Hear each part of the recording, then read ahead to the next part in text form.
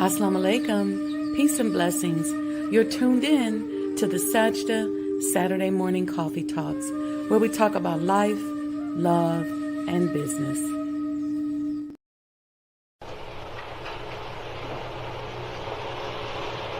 O Allah, guide me among those whom Thou hast guided Thee right, and preserve me among those whom Thou hast preserved, and befriend me among those whom Thou hast befriended.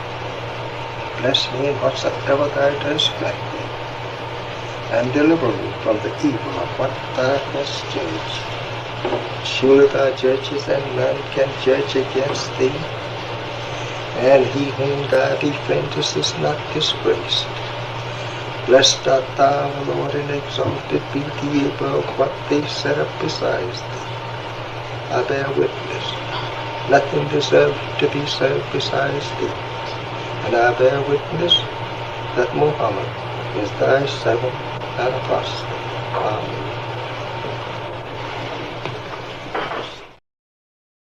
I have received so many pleasures, so many very good to look at, whether you own them or not. It's a pleasure just to look at such presents. Why, I have never witnessed so many presents. I think I have to build me a house for presents. This shows what Allah can do for you and me if we believe in Him. There is nothing that we could not accomplish in the name of God. You know what your problem is? You don't have even a worthy goal to strive after. I'm going to give you an assignment today. Here's an assignment. Is this something you want? Do you want something? Something that you want, but you have not been able to get it? Huh? Close your eyes. Do you see it?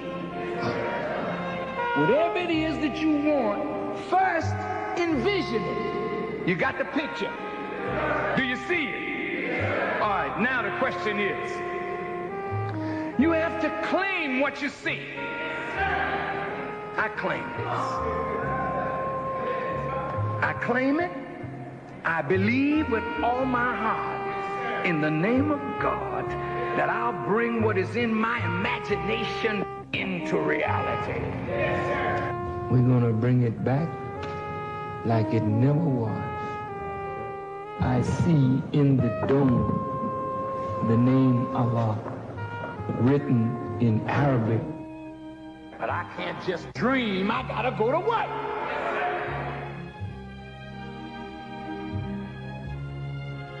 How do you bring it into concrete reality?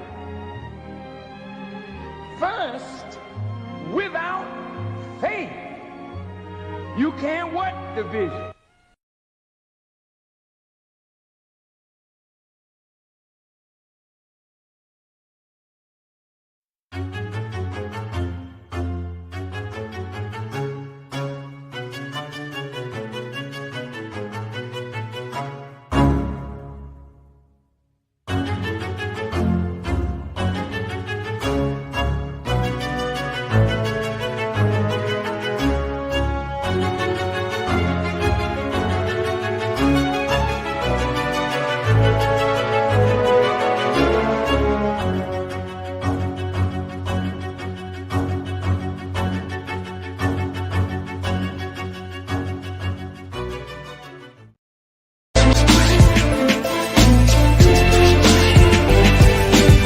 You belong to yourself. You're an independent people, created from the nation of free people. Yes, sir. You don't need to go nowhere but to yourself. Yes, sir. There will be a great separation. Yes, sir. So I said, it is on now. The college is meant to prepare you for your future. That the time dictates that if we don't do something for ourselves as a people, we will be destroyed. And the aim of the enemy right now is to take us out. We have God with us. We have Him as our guide. Yes, sir. We don't have to stand around here and ask the question, what must be done? Yes, sir. Get up and let's go and do something. Yes, sir. We cannot sit down. We cannot lay down. Yes, sir. We must get up. Yes, sir. And go to work. Do you know what real joy is in life? Visioning something and bringing it into reality. That's real joy. Do you know what the next step in joy is? Behold how good and how pleasant it is for brethren to dwell in unity. Tonight, you need to fasten your seatbelts. We're going to hear from some of the greatest minds in the world. I don't know about you, but I'm tired of trusting our future and the future of our children into the hands of those who don't love us. I believe we need to revitalize black leadership.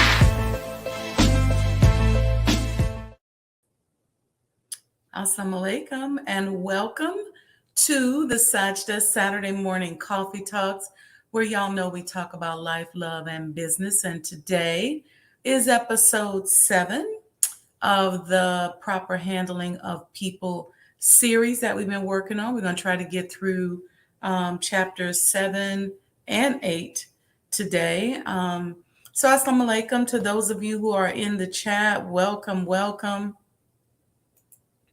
Yes, there is a great separation going on, Brother Victor. Y'all have to excuse me today. I'm a little sluggish. I got about 2 hours worth of sleep. And I usually don't make these kinds of announcements, but literally it was like I was literally getting just communications from on high, like all night. So I finally just kind of gave up around 3:30. And so I've been up for a minute. So before we start, let me give y'all a few announcements. You all know that Savior's Day 24 is coming up. And so myself, on behalf of Sajdah House and Imam Sultan Rahman and the Honorable Elijah Muhammad Table Talks, as well as Abdul Salam Muhammad, Student Minister Abdul Salam Muhammad, who handles the NOI archives, we're going to be doing a series of talks leading up to Savior's Day 24. And the idea is, you know, if they can start celebrating Christmas this early, we can certainly start, you know, celebrating Savior's Day. So we're just going to ramp up. We're going to start on November 5th. I won't tell you who the guests are. Just wait until the official flyer and announcement comes out. But we're going to have some really powerful topics. We're going to start unpacking and unfolding for you just in celebration. And so if you know anything about when the three of us get together and talk, it's usually a very blessed discussion. So I'm looking forward to that. That's going to be on November 5th. So stay close to my social media pages. Stay close, and we'll make that announcement coming up real soon. So that's November 5th. I think it's 7 p.m. Central Time. So stay tuned for that. Tune in today to noi.org at noon Central Time, The Honorable Minister Louis Farrakhan is going to be giving a statement about his recent lawsuit. Um, that's all I can say on that, but you should definitely tune in for that. Then make sure you don't donate to the completion of the Honorable Elijah Muhammad House Museum. Today, after the broadcast, we're going to be re-airing our fundraising shows for about 3 hours afterwards. We're going to do it. You can certainly go out there now, or you can go out there then to make sure that you donate and support. Um, as you know, the finish line is in sight, and we really, really do need you guys' support. If you know some people who want to do sponsorships, some of those big dollars, you can just email me, sajdahhouse@gmail.com, and I'll get them over a sponsorship package and even do a Zoom interview, not interview, a Zoom presentation for them, just to kind of walk them through the sponsorship opportunities. Okay. And then I went to an event yesterday. It was the Landmark Illinois award dinner for preservation projects. It's sponsored by the Richard Dreyfuss Foundation. And it was a really interesting and powerful event. It was so funny because everybody who's in this preservation work said that it's just great to get together with other people so that we can all see that we're not all crazy. I think I was probably the craziest one in the room because everybody was raising their hand about all of these big grants and things like that they had received. And so we're into ours personally. So we just need to finish the finish line so that we can say, stand there. And it's a self-funded project. I won't go into the details as to why we don't have any grants or things like that. I think some of you probably can guess. But right now, we just need you all to help us get to the finish line. So last night events was great. Congratulations to the awardees.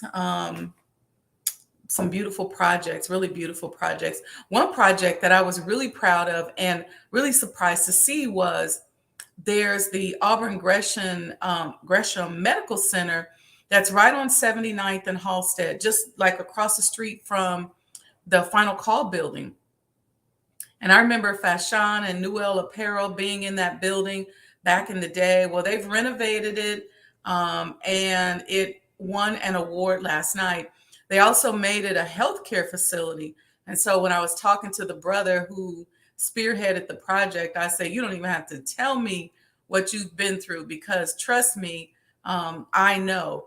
I literally have spent the last 2.5 years unraveling the trauma that I was exposed to and I experienced as a result of being in the healthcare field, but on a whole nother level. No offense to anybody who's a physician, but oftentimes they just know what they know, and they know based on, a system or whatever.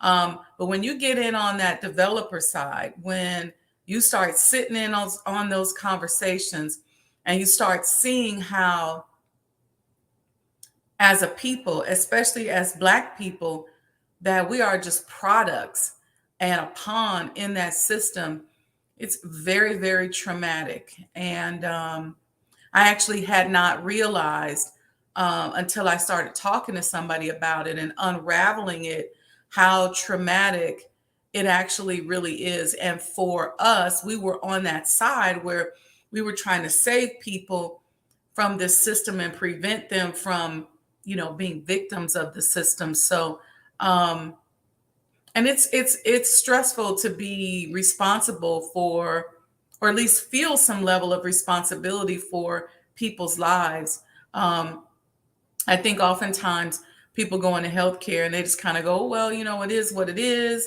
They're non-compliant, they're this or that. But we were really, really, really focused on trying to save lives. And We had a lot of success stories. We saved over 30,000 lives and limbs. But there were some people that just getting to that point was stressful. But then the few that we did lose, it's challenging, right? So anyway, we're starting today, episode 7 of The Proper Handling of People. I'm going to try to get through chapters 7 and 8. I wanted to begin with a quote that I was listening to. I try to listen to at least one lecture of the Honorable Minister Louis Farrakhan a day. And in this particular lecture, he said, and I apologize because I don't even remember the name of it. He said, at some point, the naked truth is going to come up to the well-dressed lie and say, give me my clothes back. And I thought about that in connection to our series today, or our series period, but our talk today on the proper handling of people. Oh, by the way, this is Coffee Talks. I got coffee this morning. I had to have coffee this morning. As I told y'all, I'm working on 2 hours of sleep.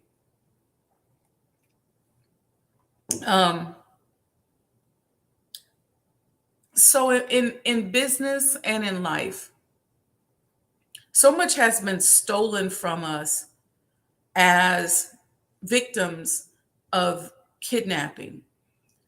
There's so much PTSD that we deal with. You know, now we're out here trying to do for self, trying to open our businesses, trying to relieve our central nervous system of the pain of the kidnapping and the remnants of the kidnapping by opening our own businesses.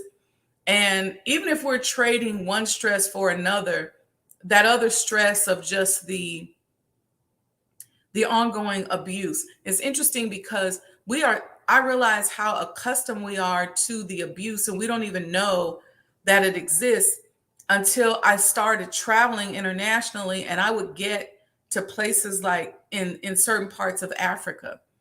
And even though in some of those places it wasn't like the best conditions, I just felt my central nervous system just kind of go do do do do, just calm on down. And it was I experienced a certain calmness that I'd never had in my life. But going back to the quote,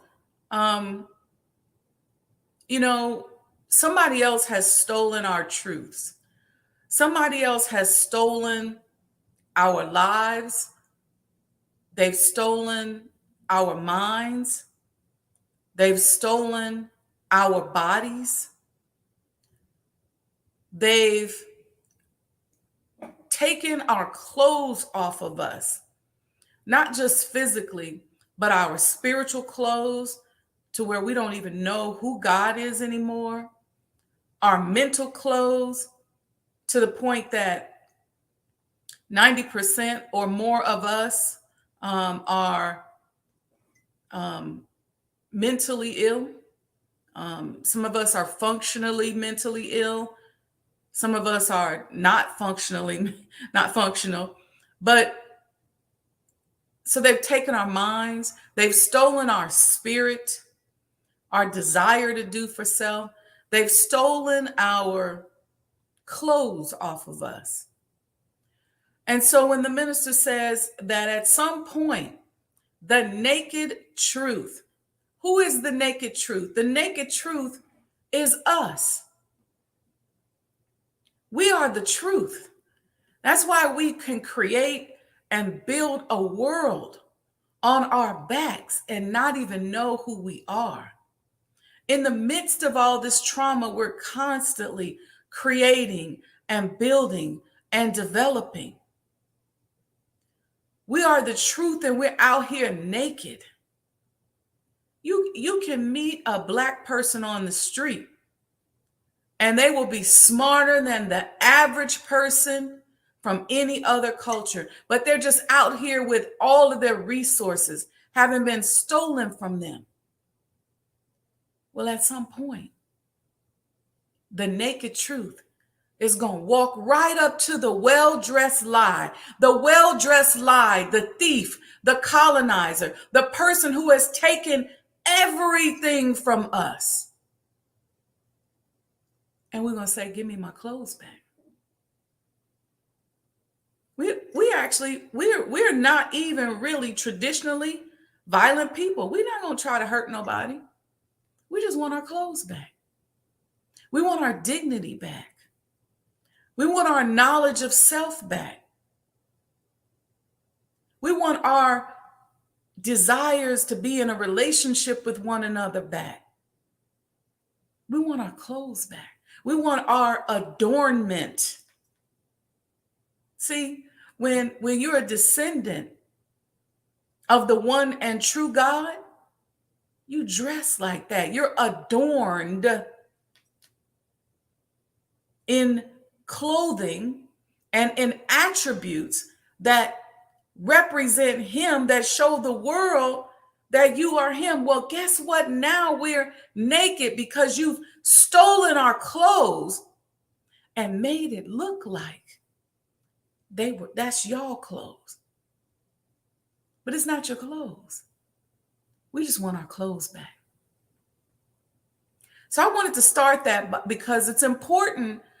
Because a lot of people have said, well, why do you all feel like you have to teach certain things? And why the proper handling of people? Why? Well, because we've been taught to mishandle one another. We start with the mishandling of one another in our minds. See, we begin by feeling like, oh, that nigga ain't nothing. That B ain't nothing. She ain't about that. And then if she does or he does get a little bit of something, what we doing? We jealous. We mad. We hating. When's the last time you reached out to someone to anyone and just said, you know what? I love you and I support you. When is the last time you've done that? Let me tell you something. Part of my life practice, my daily practice, my personal religious practice is supporting other people. Supporting other people. Because I recognize that we're out here naked without the knowledge on how to do things. We opening up businesses, but we don't know what we're doing. Because what happens is we get so caught up in the system. See, we're just trying to get to the point where we can seek permission to have the businesses that we want. Whether it's a certification, whether it's getting access to the right distribution, we want to have permission. And in that permission seeking, there's a process we're going through. We're so caught up in that process that the actual practice and the science of business escapes us.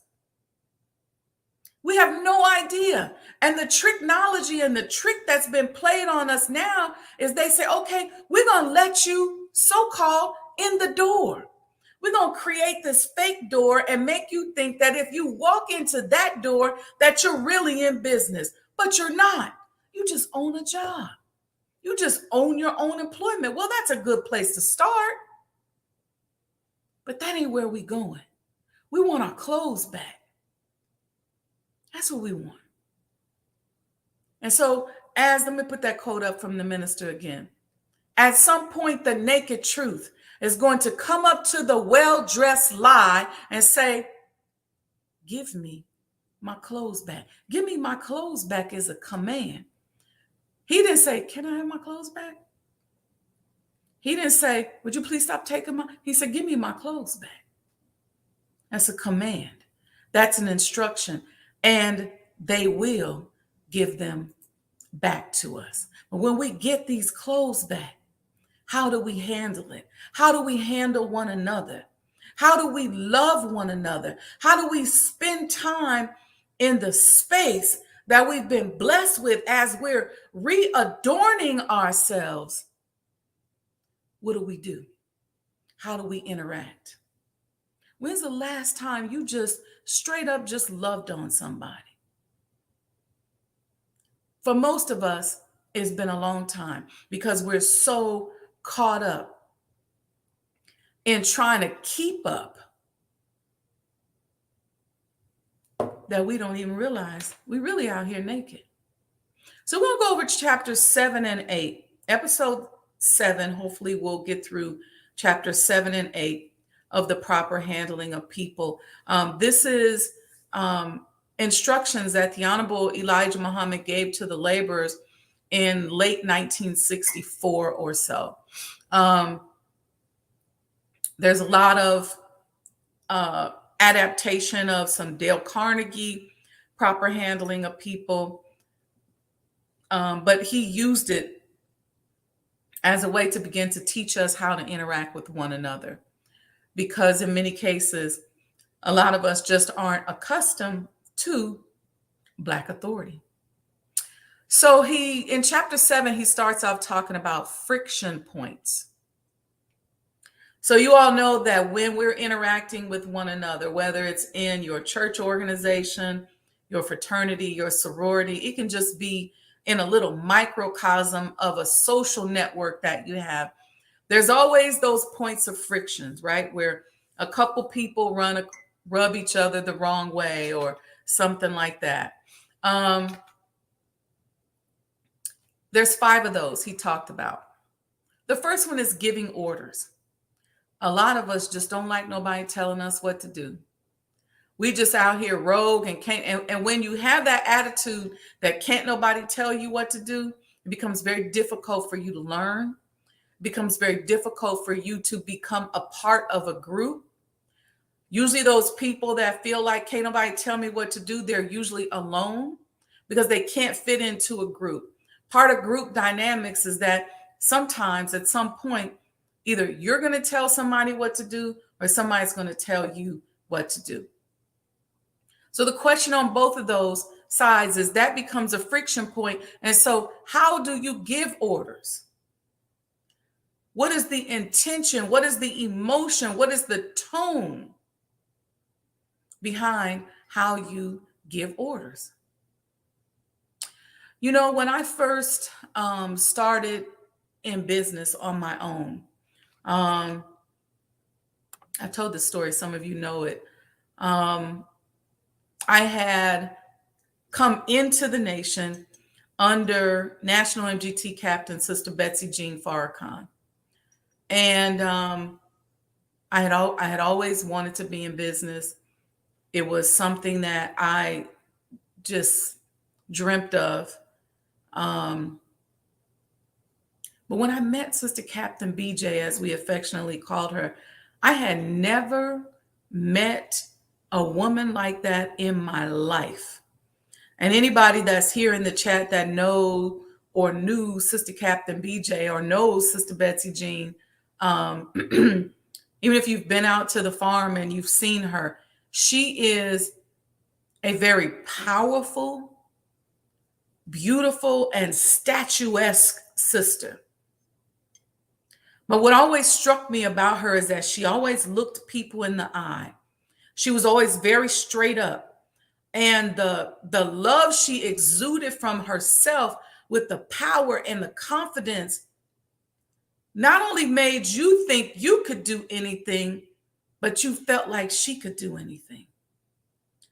And let me tell you something. Those of us that were under her tutelage and that she trained, it's one of the biggest blessings in my life to have been a young woman starting out in life, being blessed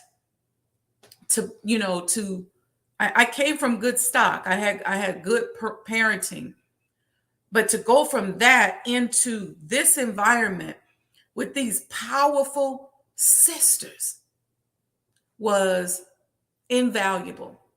And it deposited knowledge and seeds in me that I know I'm still reaping from the harvest of.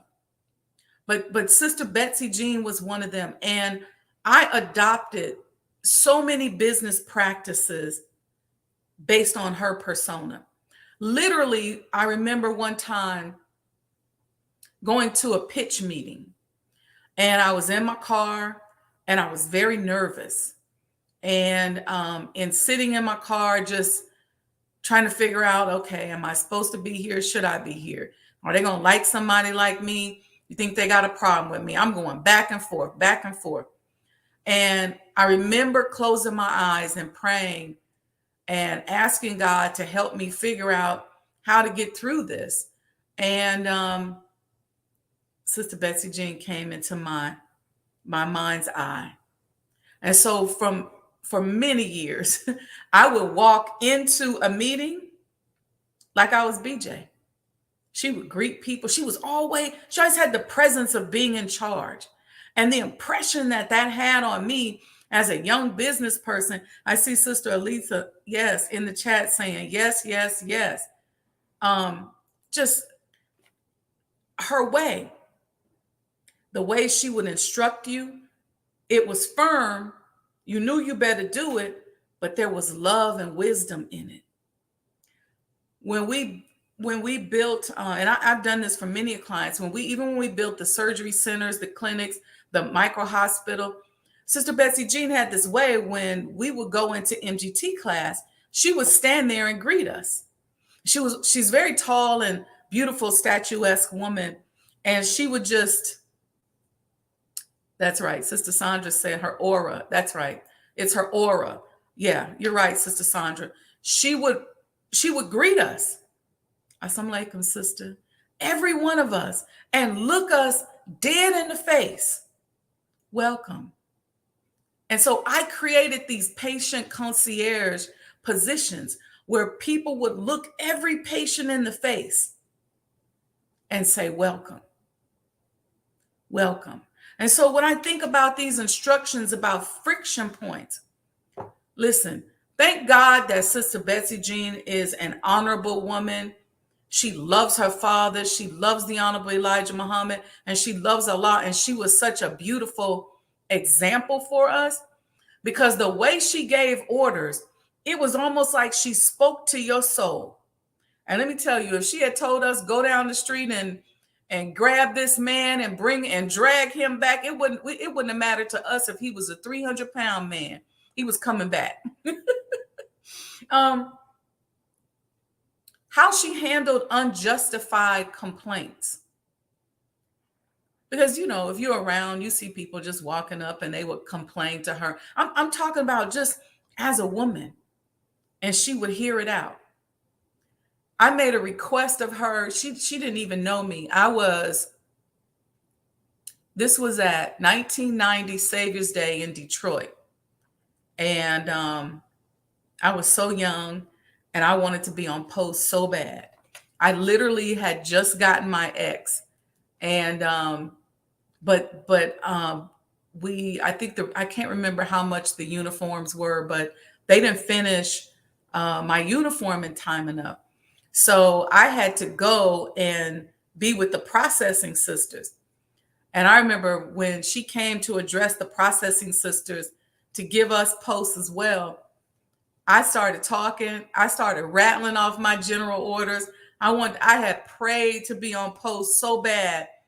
And she just looked at me. And I remember how she stopped in front of me and looked me right in my face. She said, fall out, sister. And she gave me a post, even though I didn't have a uniform. I had a white long shirt and palazzo pants and a white scarf. But it was just the instruction. And then we were on post. She would be walking around, checking on us, seeing how we were doing. We felt very seen and very human. So oftentimes those are friction points in organizations, and she helped us to take away those friction points. Number 3 is giving praise. She would give us praise. Good job, sister. But it wasn't like in a fakey way, and it didn't feel like it was choosing favorites. It was just praising. And when we would see her come in to the training and the dojo, if we were sparring or whatever, we really show out then if Sister Captain Betsy Jean was there. That's another friction point. The other friction point for people in in properly handling one another as leaders is correcting mistakes. How do you do it? Sometimes people make, and I've seen people make big public mistakes. And when they make a public mistake, the minister has to address them publicly, right? Part of what happens oftentimes in corporate is that you see their people, they make huge public mistakes and they take it and reel it in and push it under the rug and talk about it privately, and then make you think, they gaslight you, right? Because they make you think that you didn't see what you thought you just saw. Don't believe your own eyes. And if you say anything about it, you're crazy. So sometimes when people make public mistakes, as leaders, we have to correct them publicly. There are times where the magnitude of the mistake is not so big and you can do it privately. But part of being a leader is knowing when and how to correct mistakes. Is there any training that comes up after the mistake? What do we look at? Do we look at the chain of events? What happened before? What happened afterwards?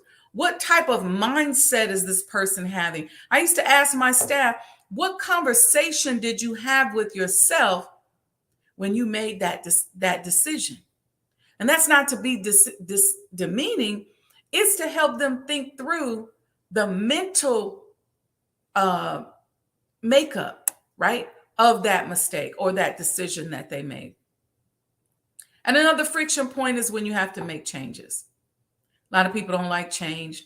A lot of people become vested in their position and who they think they are in that position. And oftentimes that becomes a friction point. So we have to think through in our organizations how we give orders, how we handle unjustified complaints, how we give praise, how we correct mistakes, and how we make changes.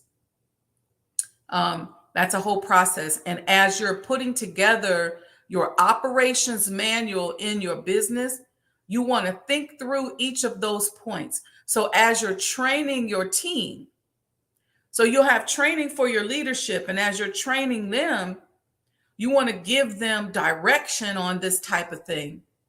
But in encouraging them to handle these friction points properly becomes sort of like a pseudo training of the other employees who are watching and saw by example, as I just mentioned with Sister Captain Betsy Jean, this is how you handle these types of things. Okay, that was section 11. Section 12 of chapter 7 is entitled Program for Induction, Orientation of New Muslims. Now, we're going to look at that as bringing on new employees and bringing new people into our business. So the first thing we want to think about, what do we do before they arrive? How do we prepare? Do we need to prepare their desk, their cubicle? Are there little things that we can put in there to make them feel welcome? How do we get prepared for that person? What's our onboarding process, right? How do we prepare the people that are going to be around them or that they're going to be working with for their arrival? Do we make sure that we talk to them about job description? Do we talk to everybody else about job description? How do we edify them before they enter the organization? So when I write policies and procedures and I'm creating an onboarding process, then the onboarding process includes that. There's of course, there's administrative stuff. You have to get all the legal documentation together. But what happens after that? Do you give them a tour? You let them know this is where the bathroom is. Here's the break room. This is where you'll work. All of that thing. So what happens is, what happens before they arrive? Then when they arrive, how do you greet them? See, because oftentimes, have you ever showed up? This happens all the time in the consulting world, because we oftentimes would go into places where people didn't really want us there, right? So a lot of times when the consultants come in, for us, it was either a merger, an acquisition, something bad's happened. We're being brought in they feel like to spy. Sometimes we're the audit prep team. And then a lot of times we have to get information that they don't necessarily want to give up. Okay. So a little different than an audit, because oftentimes consultants, there's turnaround consulting, all those reasons why we would end up having to be deployed to the company. And one of the muscles you build up is just being okay with not feeling safe.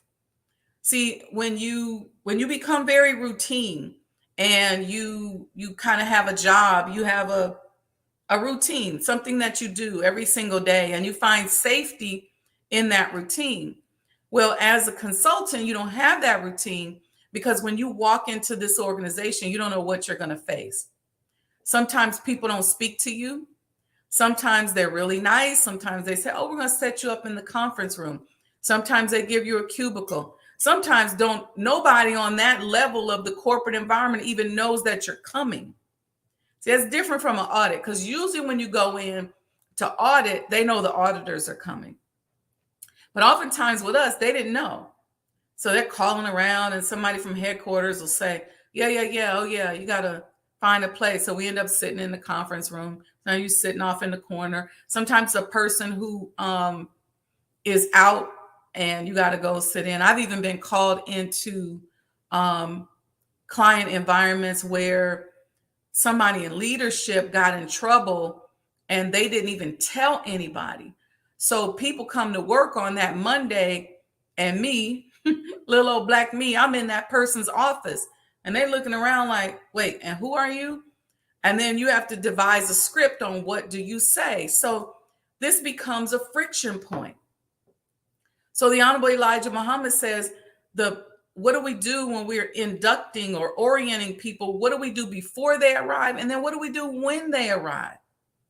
He says we should make sure we greet them by name. We rarely got that in the consulting world. Make sure that they show us around. Then nobody show us around. Make sure you show him around or her around, is what the Honorable Elijah Muhammad is saying. But we never got that.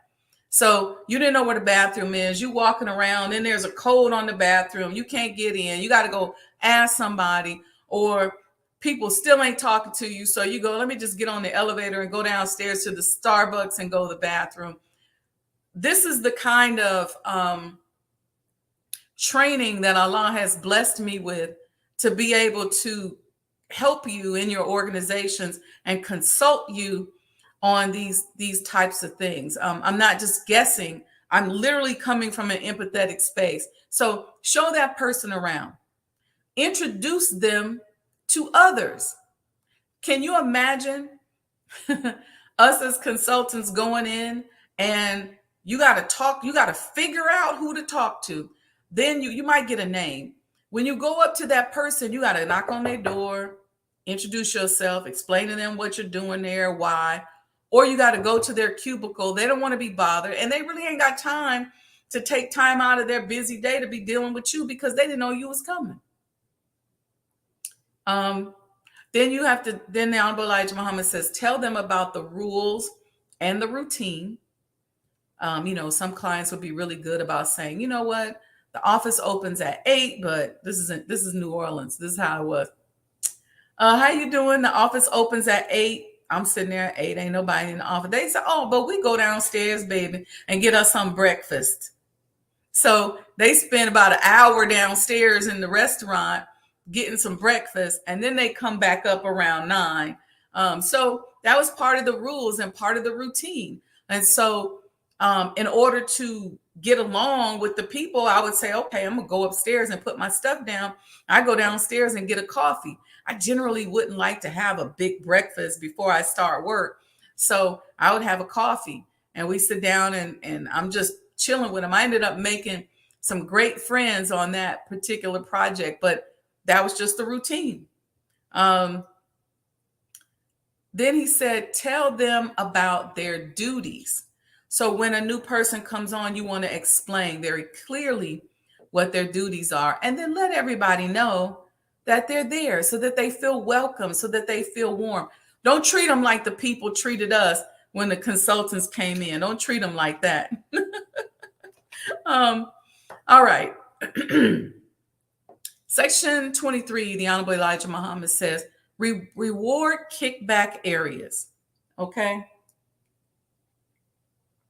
Number one, how do you handle resentful coworkers?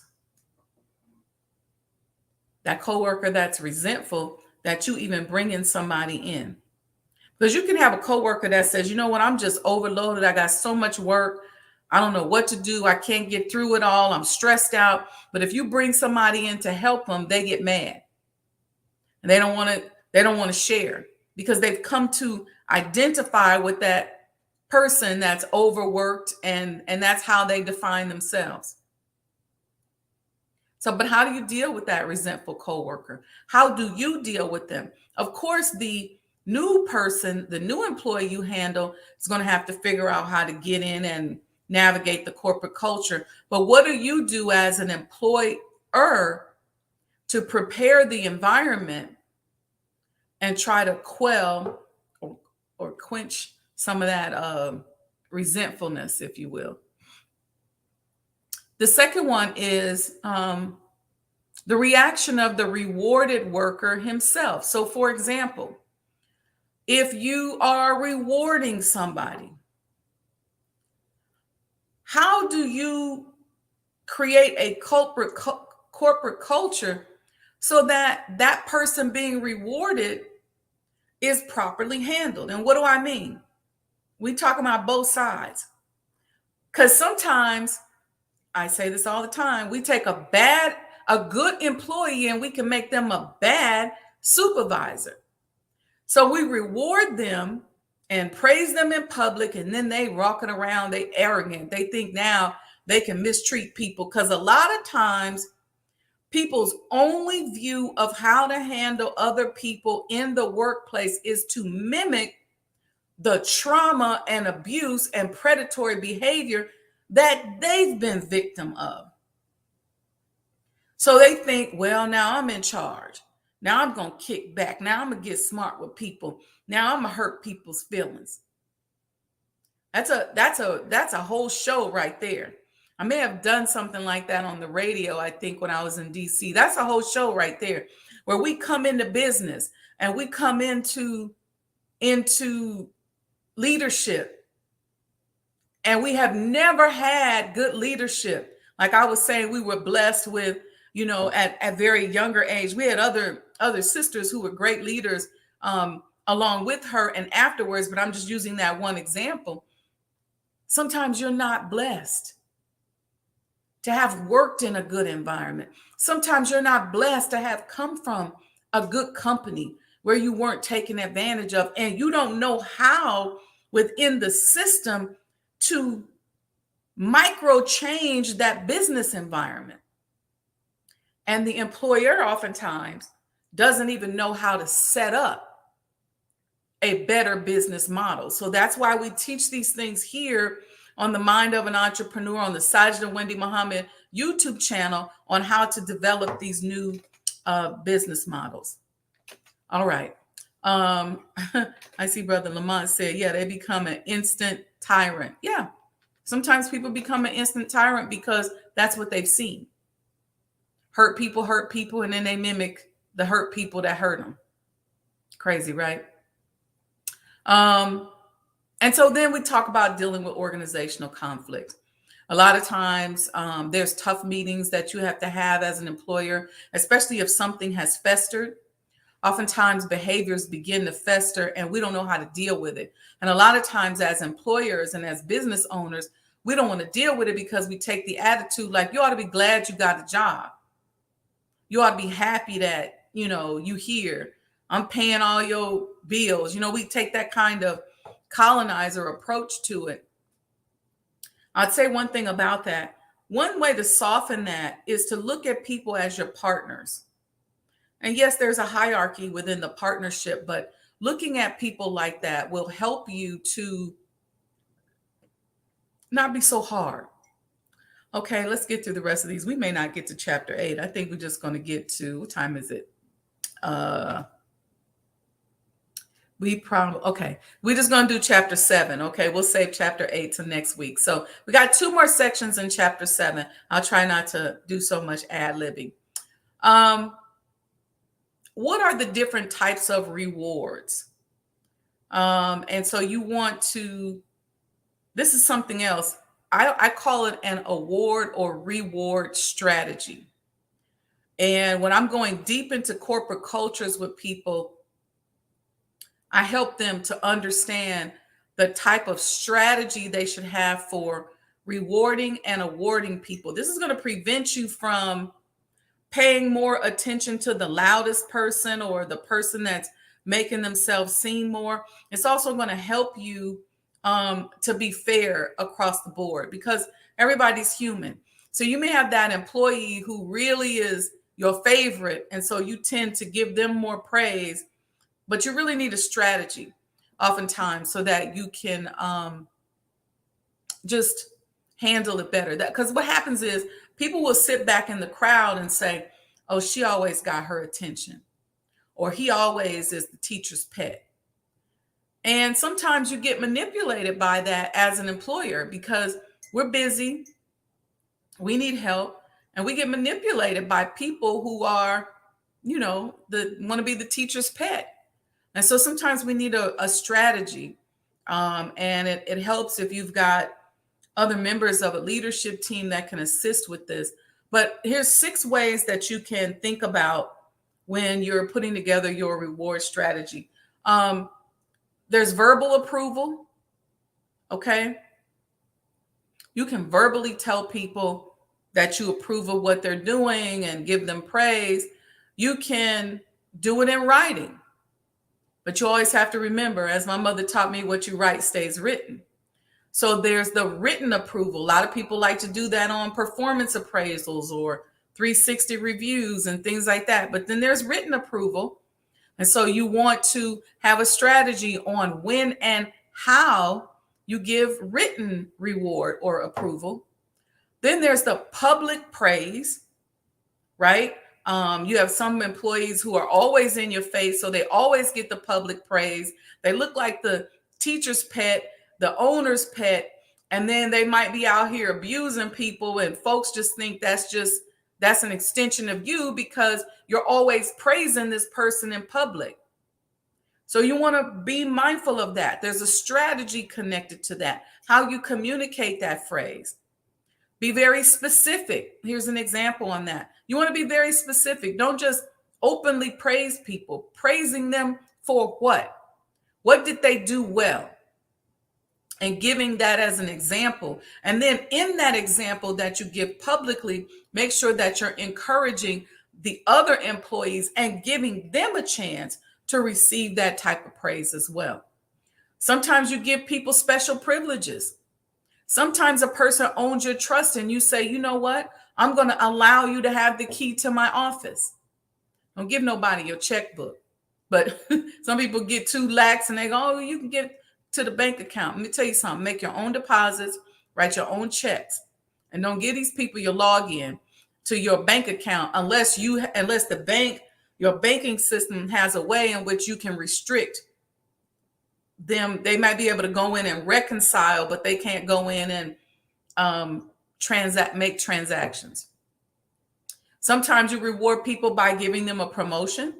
Just make sure that you're not taking a good employee and making them a bad supervisor or a bad manager because they don't have training or because maybe they don't have the personality for it. And sometimes you reward people by compensation. We used to do annual bonuses, and a lot of times employees like that. The key thing with the bonuses, though, is once you start doing them, you have to keep doing them. I know some employers that give some big old annual bonuses, and that kind of becomes an extension of your salary. But that's okay. You can do production bonuses. That's another way.